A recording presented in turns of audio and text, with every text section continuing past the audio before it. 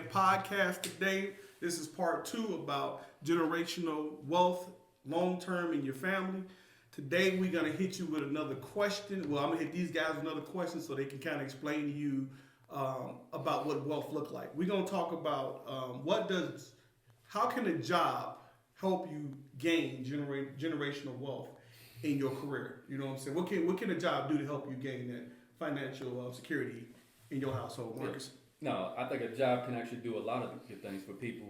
I think people often look at a 9 to 5 as something bad, and everyone wants to be an entrepreneur nowadays. Everyone wants to be a business owner. Everyone wants to look all big and bad on social media and not look at a job and everything like that. But a job helps you look at a business structure around you, how to operate a business, how to run a business, how to learn, how to sustainable in a business, how it operates, learn the organizational type skills and all that type of stuff too.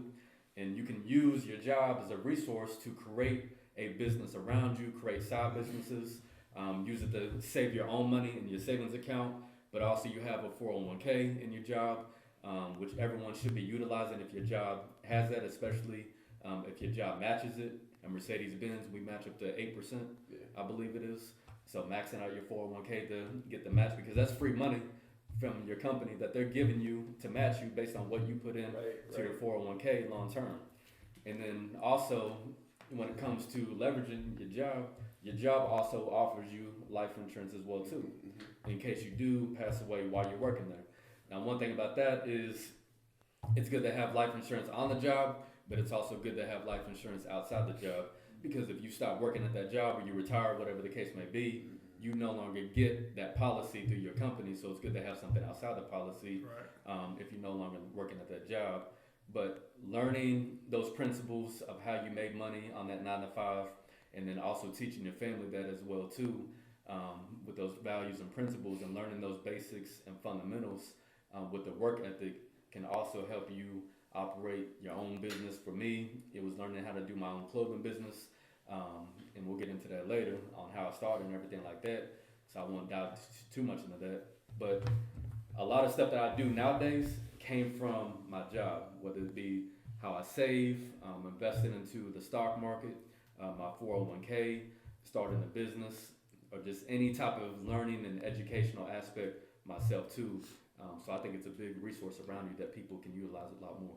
Absolutely. I like how he talked about his job as a source of income that he used to gain revenue. A lot of people look at jobs as a negative factor, right? But you can use a job as a positive factor. Absolutely. But Dre, what you think that Mercedes or any job that you had of your career helped you learn to gain financial wealth? Yeah, I think not just even in financial wealth, but even better processes. Like, I think about right now in this role where I'm kind of in the realm of project management. And when I talk about how is it that I can be more lean with my own processes in my companies that I run and the companies that my wife runs, like, I'm able to take those things back and actually challenge some of the things and the ways that I've kind of been running business. So that's just not even in the process, but even just developing strategies that are kind of forward thinking in a way that I can get ahead rather than stay behind. Because right now, the way the technology and everything is moving, and I'm very happy to be able to work for a company that is very well into technology. At Mercedes, as you guys know, we're always, we're state of the art. We kind of set the standard for the most part. And so when you work for a company like that, it keeps you reaching as an individual. So when you can actually come into work and you wear the mindset of what can I actually take away from this, rather than, hey, this is just a job, I can't wait till I get off, you'll end up missing a lot that the job actually has to offer, kind of like what Marcus said. So for me, I've been able to really take back a lot of those principles to enhance our businesses, just kind of in general. Money-wise, I max out my 401k to the best of my ability. And simply because I know that that's going to be something that is for me long term. And so if I can live off a little now to live off of a lot later, I'll do it all day long. And so that is definitely something that you would want to tap into. I learned at an early age about 401ks, and it kind of just stayed with me, and I've never kind of dwindled on that. And then the other part is the life insurance, right? That is absolutely something that you want to tap into. But even more to that is that there's supplemental insurance that they often offer as well. So if you can gain the maximum supplemental to the insurance that you already have, that's also a plus, because typically the supplemental is very low cost, and sometimes we just miss it. But we're talking an additional $50,000, $100,000 that you can have on top of your policy.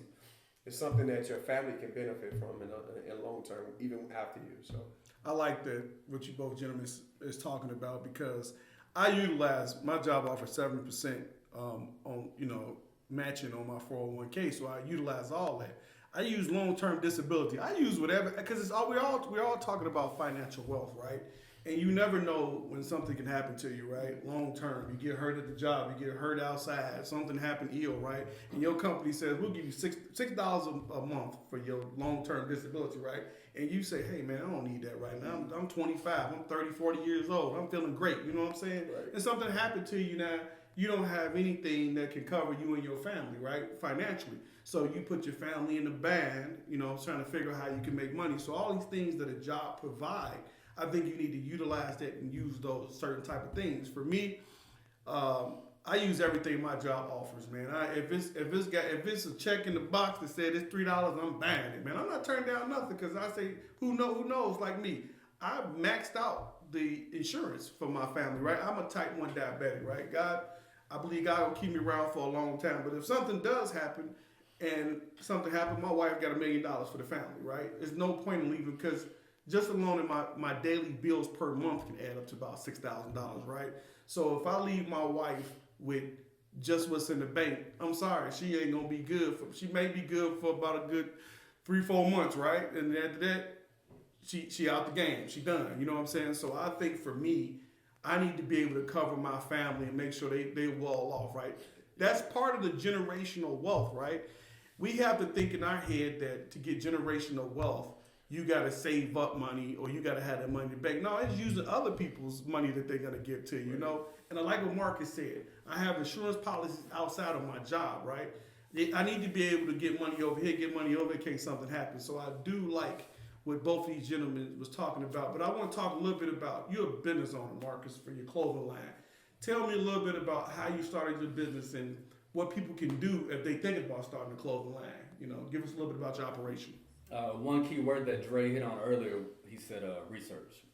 And I think that's something real big when it comes to this entire financial conversation. And that was one of the biggest aspects for me when it came to starting a clothing brand, was research. How do you even start a clothing brand? What do you want to do?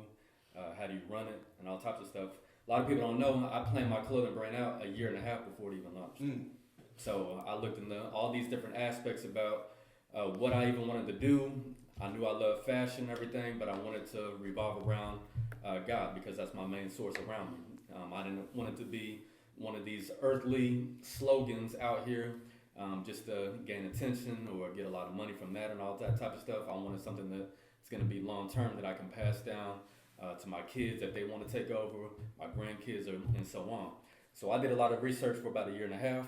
I went out to a lot of people that had clothing brands and just asked them different questions about how they got started, the different items that they used to run it, the different resources that they had. I watched a ton of YouTube videos. I read a lot of books.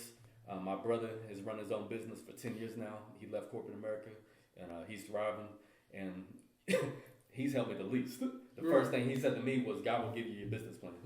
And he wanted me to figure it out on my own. That way I can sustain it a lot longer, instead of him giving me every single little detail step along the way.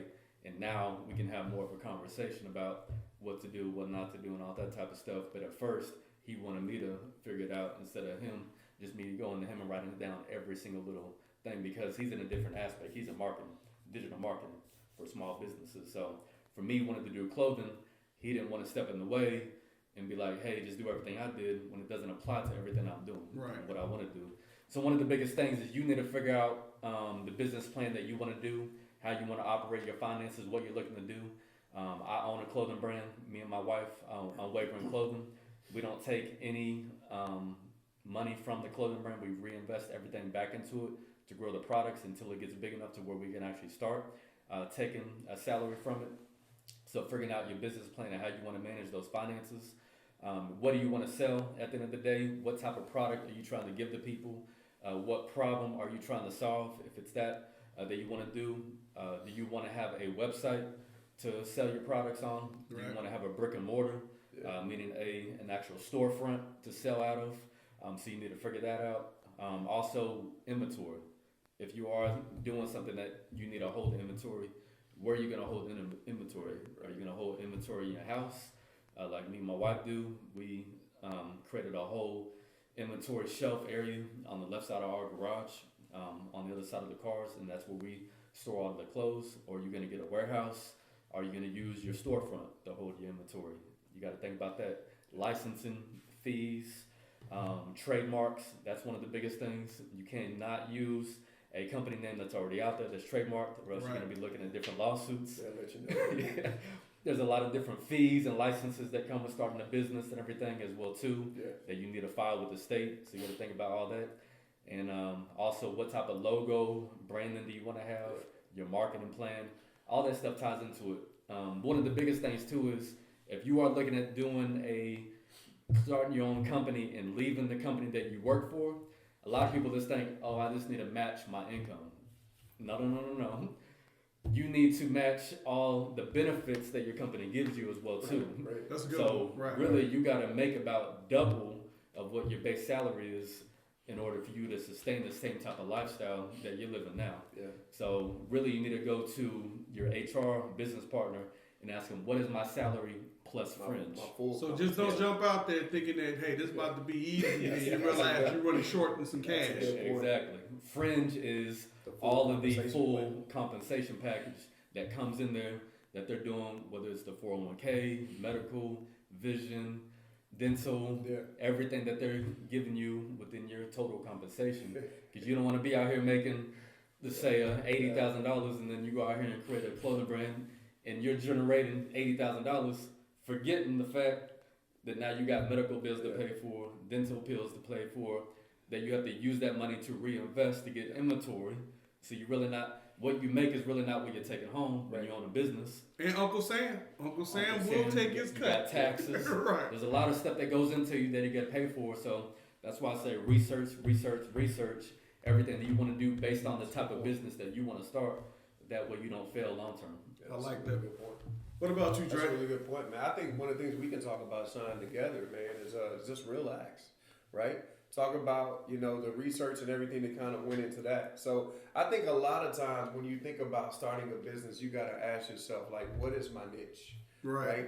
Am I going to just come in here looking like everybody else, or am I going to set myself apart, right, and really be different? Because you want to be able to go after a market where there's not a lot of people in it. That's true. And so one of the things that we did early on with Relax, we actually went out and just threw axes at an establishment. Went out and threw axes, and there was nobody there, right? We were there during COVID time, and nobody was there. It was just us. And it was almost like we looked at each other, and we got another business partner as well, and we just kind of looked at each other and was like, man, why don't we build this? Why don't we build this and take it to people, right? We're at a time where COVID is hit. Everybody is shut in. Establishments are closing. People don't want to go nowhere. And so it's like, man, how about we build this up and take it to them? And that was kind of the driving motivation for us. And it wasn't long after that before we all sat down together and hashed it out and kind of laid out. And here's the thing, we laid out both pros and cons, right? Here's all the good things that we can gain from this. Here's all the roadblocks that we're going to run into. And so when you lay out your roadblocks, you want to be able to talk to them or at them in a way to where they can be overcame. And so everything that was a con, we had an overcoming statement to it, so that we could beat it out and be ahead. Now, did we include everything? Probably not. I'm sure we missed some things. But the thing is to simply be able to sit down and just don't go out and do things on a whim, but really sit down and really think through what could be. And so that was kind of how we started Relax, and simply went out, got a trailer, built it up. And another piece of that is that, Sean, he has a lot of expertise in some things when it came to building a trailer. So is myself and our other business partner, and utilizing all of those talents to be able to come together and build a nice I mean, I think it's a nice trailer, right? I definitely think it is. It's one in a million, literally. It is solid. And so we had our trials early on, worked through those, and now we've been doing very well for the last 2 years. Actually, with the Axton, we've been able to host it for up to 5,000 people at one event. And our Axe trailer took all the hits that it could, and we had very little overhead. And I'm gonna sit on that for a little bit because I think that's important. Is the overhead, the things that it actually costs you to run the business. The goal is always to keep your overhead low. And we happen to get into a business where after we had built the trailer, just making sure that we are refurbishing the wood, paint, whatever it looks like, those things, they cost us very low. And therefore, our profit margins are very high. And so that's something that you definitely want to think about as you were getting ready to launch whatever business it is. If that's clothing, you got to think about how much are these shirts? How much does it cost to put things on it, right? How much does it cost to keep the orders going and and to have your website going? Like those are all factors. So as you're thinking through it, it can be a little bit more complicated early on. But when you flush those things out early, you don't have the growing pains later. I like everything that y'all are saying at starting a business, right? Something that even in the process of when we started Real Axe LLC is that we end up finding strong points, right? We had started with 3 people, and I think that sometimes it's good to start by yourself, and sometimes you should find business partners, right? Because you may not know the avenue of everything, but if you got some good friends, it helps your capital money out too, right? I didn't have to come up with all the money because I had 2 other business partners that was able to come up with the money. So it's very easy to come up with a business idea. It's very easy to try to find people. You just gotta want to be able to do it, right? And that was lost. Let's not get it wrong. We lost in the beginning part of our business due to the fact that we were trying to figure things out, right? We were trying to see if this worked, if this doesn't work, right? But by being 3 of us, the load wasn't as hard until we started getting movement and traction in our business, right? So I think that was very helpful. I just think, the best part is what these fellas say, when it's time to cash in, right? When it's time to pay yourself out the business, that's the best part, right? That's income coming in outside of your job so that you creating wealth, right? And so if you're good at anything or you have a good idea, I think it's always good to step back, think about it, and try to, see if it's something that you want to move into. So these gentlemen today, go ahead, Dre. You got something to say? I just want to add this, man. When it comes to doing a business, don't just do it because you feel like you have to, right? A lot of people are going to tell you, hey, you should do this, right? But at the end of the day, you got to ask yourself, am I doing what I love? Because that right there is what sustains me and continues to help me run the companies that I'm in. Like if I didn't love Real Axe, I wouldn't do it. I'm just going to be honest with you. Me and Sean have had this conversation. If my heart's not in it, I'm not doing it. Right. But the reality is that the people that we to go out and we fellowship with, that stuff drives me more and more. Servanthood Designs, when I can deliver a product to a family and it lights up their face, right? Simply because they designed it and they wanted it. Like that makes me happy, right? Because I'm a people person. So really making sure that whatever it is that you were doing, that you do it and you love it, because that's what's going to keep you going. And that company will outlast even when everything else looks like turmoil in the company. You're reminded of your purpose as to why you started. So I just wanted to add that, Sean. Well, fellas, I thank y'all for, I want Marcus to go and tell everybody about his clothing line. What's your name? How can they get in contact? Because I want y'all to be able to support this man and his unwavering clothing line. If you have watched one of the episodes I did with him explaining how he came up with Unwavering with his wife and everything they went through, I actually wore his shirt to the airport, and a lady asked me, what does Unwavering mean? And I explained to her what it means from what my man told me it means to him and his wife, right? And she was very touched by it, right? So something that you help people invest, and she was able to understand his story and kind of connect with it, right? So make sure anything you do, even before we built the business, I tell people to pray about it, seek God, right? Just don't make this something that you're doing for money. If you do it for money, like Dre said, it's not going to have any stability to it. I guarantee it's going to collapse at some point, because if you're not doing it unto the Lord, you're doing it for your own self-righteous and your own self-gain, right? So Marcus, tell them a little bit about your clothing line before we go off air. No, absolutely, appreciate that. Name of the clothing brand is Unwavering Clothing. Like Sean said, we do have a website, unwaveringclothing.com. We've been in business for 2 years now. We sell men's and women's athletic and street apparel. We got hats, we got t-shirts, we got hoodies, crop top for the women. We got dry fits that just came out. Most of the products are black and white. We just added our first color product with the dry fits with red a couple months ago. And everything that we make, we reinvest into the business so that we can keep creating more products in the future as well too. Before we take any type of salary ourselves. But the mission statement is the power to overcome. And that's the power to overcome anything you've been through in life. Just like it talks about in the Bible, unwavering faith, having unwavering faith 5 different times throughout the Bible. That's really where the name comes from at the end of the day.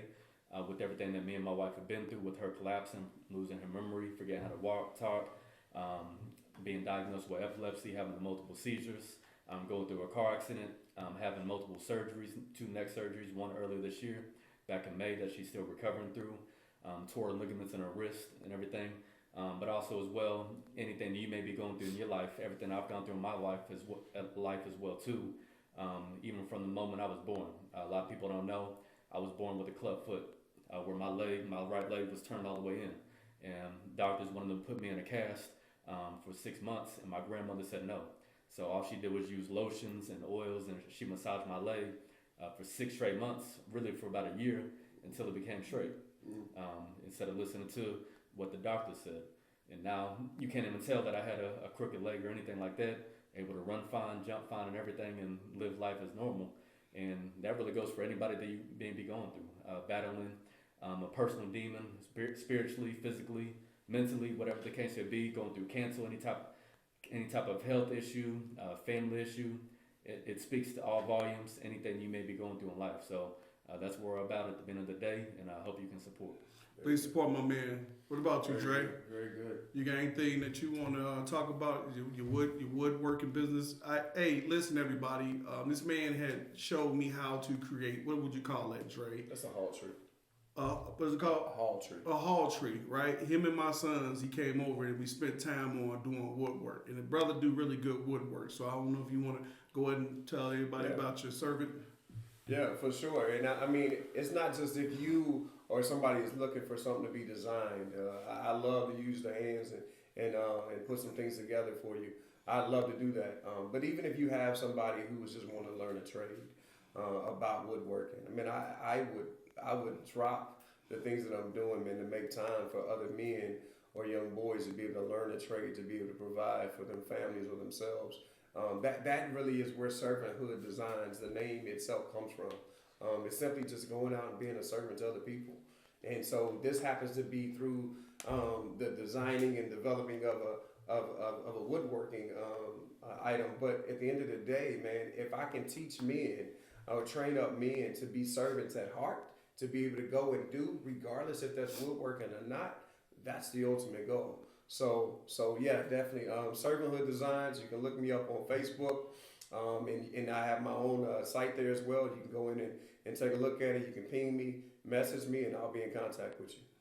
Also, you can reach us at Real Axe LLC, which we run a mobile axe trailer company. And that mobile axe trailer company is that we bring entertainment to people. That if you're not an entertainment person, we bring entertainment to you. So please check any one of our businesses out that we do have. Share it, like it, comment, try to support us if you can. I do want to thank these gentlemen for coming over, sparing their time today about finances. I want everybody to share this video. I want you to like and comment, because we try to make it simple to people to where they can get financial wealth without having to feel like you got to be a millionaire, or feel like, if you're working a small time job, even if you're making, money that you feel that's not a lot of money, man. It only takes $25, $10 to start your financial wealth plan, right? Or just savings, So I just wanted, thank these fellas for coming over. So please like, comment, and subscribe to the page. Thank you for tuning in to Lead Men Podcast.